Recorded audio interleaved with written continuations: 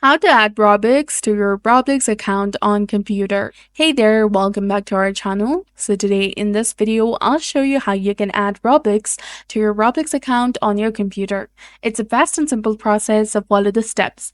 So in order to add Robux, you can use the Roblox desktop app or the website. So if you're having trouble updating Roblox, you can use a website, which is robux.com.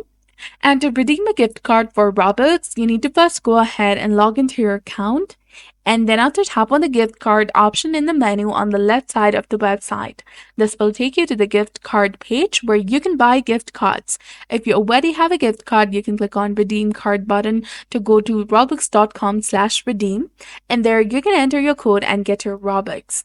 Alternatively, you can also click the Robux icon in the top right corner to buy Robux directly. And if you don't have a gift card, you can also purchase Robux through the desktop app. I hope this helped you add Robux to your Roblox account on your computer. If it did, please like this video and subscribe for more quick tips and tutorials. Thanks for watching. We'll see you again in the next one.